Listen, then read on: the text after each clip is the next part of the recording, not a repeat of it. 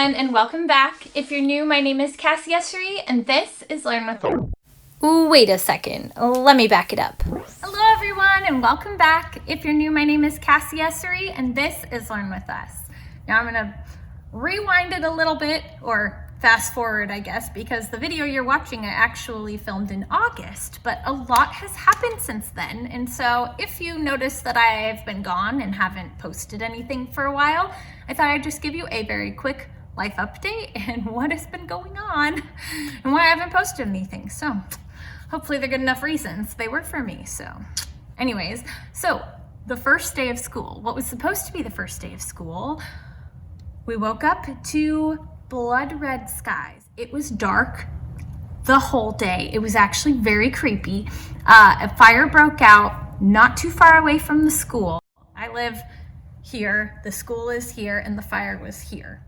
A lot of people had to evacuate, and including people from our community and the school, and so school was obviously canceled, and it was canceled for 2 weeks. So we were all like on evacuation notice as well. We had our bags packed, ready to go just in case we needed to. It was just totally nuts. And obviously my priorities were not making videos. So on top of that, at the same time that all of this happened where I live, in my hometown, a couple fires broke out that were actually set by people. Yeah, and they took out entire towns, including the homes and businesses of people we know. My parents were housing evacuees while also being on watch, like level 2. So they had to have their stuff ready too, and it just felt like the world is ending. Total madness. Yeah. So that was the last week of August, beginning of September. Yeah, kind of nuts. Oh, I forgot to mention, why do I look like this? It's a spirit week. It's a sports day. Don't worry about it. I just wanted to give you guys a little real update before I post this video. Every time that I've gone to post video, the timing just hasn't felt right or appropriate considering the things that have been happening with tragedies. And even last week, I lost a dear friend of mine who was my first teaching partner for the first 2 years of my career. An amazing, amazing teacher, amazing woman. And it's been really hard. And so, yeah. Of course, it's 2020. Things are not going as planned, and I know that. I know not to expect that. And I know you guys probably don't expect perfection out of me too, so hopefully you don't, because I'm just a person and life is happening all around us. Sometimes it's not awesome. So that is why I've been gone, absent. I mean, I've been here, but I have been doing a lot of other things. And distance learning happened in the middle of all of that, which if you're a teacher, you understand it is just crazy. I mean, I will say I love my class. They are really, really sweet, and it's going, I think, as well as it probably could be. So it's not the worst thing, but it is a challenge for sure. So anyways, that's where I'm coming from. Filmed this video way back in August. So if you're like, what? Why is she wearing a tank top when it's like so cold outside? It turned like to winter like that. My hands are so dry. Here's this video all about how to hopefully take care of yourself during distance learning, during all of this craziness.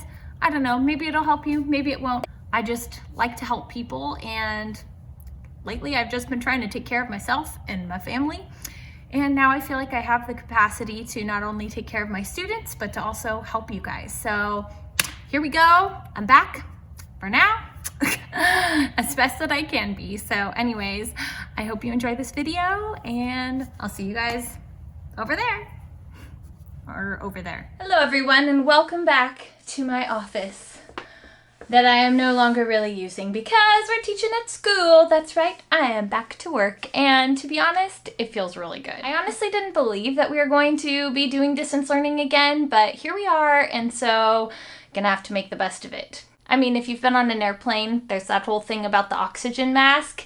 Put yours on before helping others, because if you go down, no one else is gonna get any help, and that is exactly the same as this whole teaching experience. Today we're going to talk about a few of those ways that I'm going to be taking care of myself, and maybe that will help you too. Okay, so number one, I don't know about you, but the best part of my job is the children, and they're not at school. Our jobs are just way different. This is not what we signed up for. So we're gonna take a little trip down memory lane here and talk about all of those reasons that you wanted to be a teacher. I mean, I already said I wanted to work with children.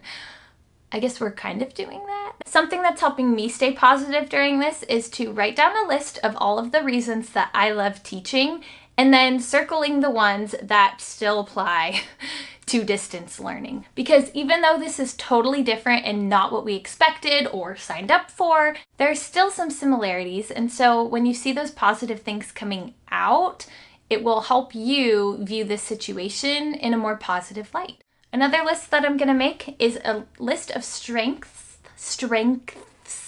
Make a list of strengths that you have as a teacher. I think you'll be surprised at how many of those strengths you'll still be able to use. So when you see those things in writing and you circle them, it's really affirming to see. It helps you feel like I can still make a difference. Okay, people, so now we're gonna get to the whole how are you gonna take care of yourself thing, the whole oxygen mask situation here. Yeah, we are all very stressed and experiencing some weird things in our bodies and everything because we are so stressed out. Like, I don't know about you, but I am losing a lot of hair. I mean, it doesn't look like it, thank goodness, but I've been noticing a lot of hair just coming off, and that's probably because of the stress. Kind of an experiment to see who might get gray hair this year from all of this craziness. That could be a fun little poll you do with your school, just to stay connected. Speaking of aging, do what you can to help yourself. You know, we're talking about like the gray hair. Get yourself some retinol cream, drink a bunch of water, do what you can because we're probably gonna age a little bit from the stress. Speaking of retinol, this company sent me this moisturizer, and I've never used retinol before, but you grow up hearing that it's good and it helps you with your aging, and I'm 28 now, so I guess I should probably start thinking about that, especially during a stressful time. Anything to keep the youth.